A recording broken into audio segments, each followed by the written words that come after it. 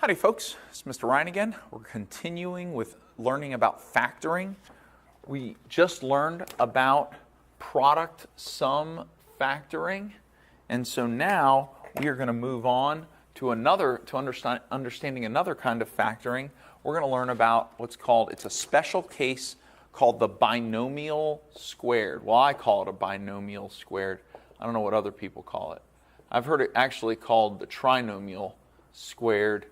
I call it a binomial squared because it's actually, when you factor it, it winds up being a binomial that is squared. Okay, that's why I call it a binomial squared. So binomial squared factoring looks like this. Let's say we're going to use what we just learned. We're going to use product sum factoring. And so what if we had this situation where we had x squared plus plus 6x plus 9. Okay? Why don't you pause the video and factor this using product sum factoring. Okay, so we're looking for a number that, or two numbers that multiply to 9 but add up to 6. And we know we're going to put it in parentheses like this. Okay? And when there's going to be an x here and an x here.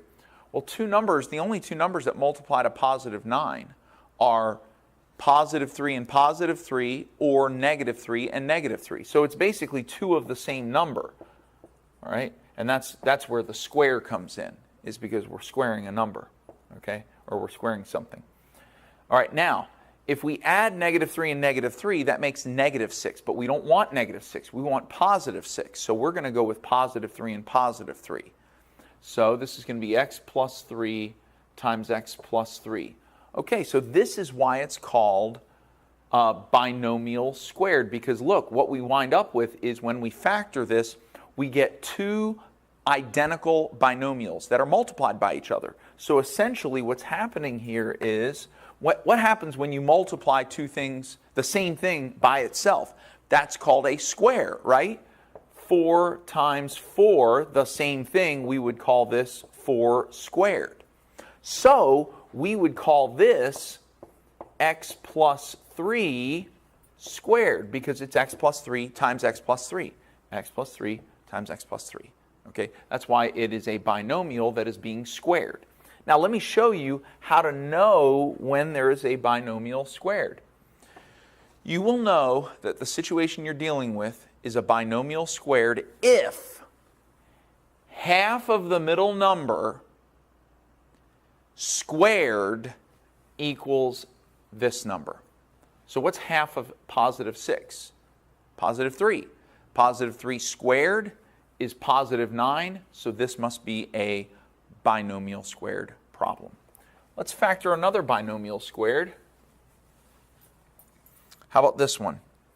How about x squared minus 8x plus 16?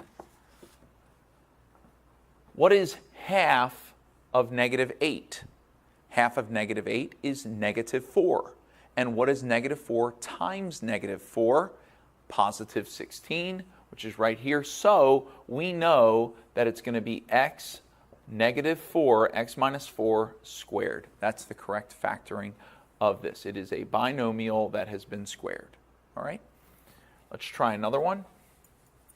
Why don't you try this one on your own? What if it was x squared plus 10x plus 25? Go ahead and pause the video and try this one on your own.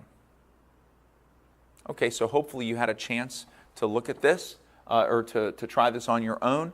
So what did you do? Did you set up only one set of parentheses and then put a square on it? That would be good. And did you notice that that half of the middle number, what's half of positive 10? Positive 5. And if you square positive 5, what do you get? 5 times 5 is, 25. Therefore, it's going to be x plus 5. Okay? Binomial squared. Okay? Now, also, did you notice? I don't know if you noticed. Let me put that other one we did back up on the board, 8x plus 16. And this wound up becoming x minus 4 squared. Did you notice that in this case, that there's always an x, that this number is always half of this number, or if you want to think about it as the square root of this number. and that the sign in the binomial is always the same sign as the middle number there. So here, the sign in the middle here is negative. That's why we have a negative here. The square root of 16 is 4, and then we have an x here. Okay? Let's try another one and see if you can do it with that pattern. Now you have to make sure it's a binomial squared before you use this trick. How about x squared minus 14x plus 49? Notice that this one right here, the square, this is always positive. The reason it's always positive is because we are squaring either a positive number or a negative number. Okay, so like, positive 3 squared is positive 9. Negative 3 squared is also positive 9. It has to always be a positive.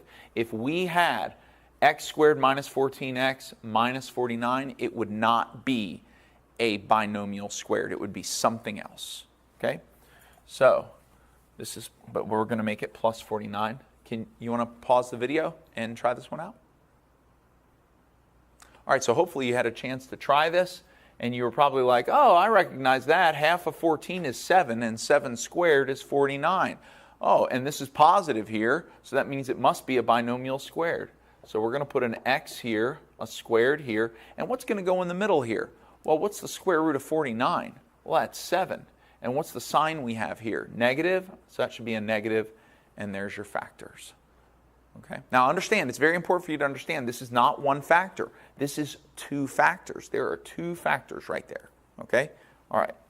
This power right here tells you how many of them. If we had x plus 9 to the 4th power, this would be 4 different factors. It would be x plus 9 times x plus 9 times x plus 9 times x plus 9. Right? Maybe just one more here, just for fun. How about this one? Try this one. How about x squared minus 50x plus 625? Whoa. Well, you can figure it out. You can find out if it's a binomial squared, right?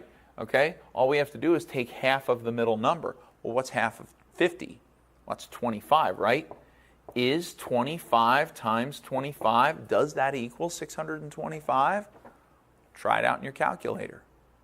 Sure enough, it is. It's 625, and therefore this is a binomial squared, and it factors to x minus 25 squared. There we go.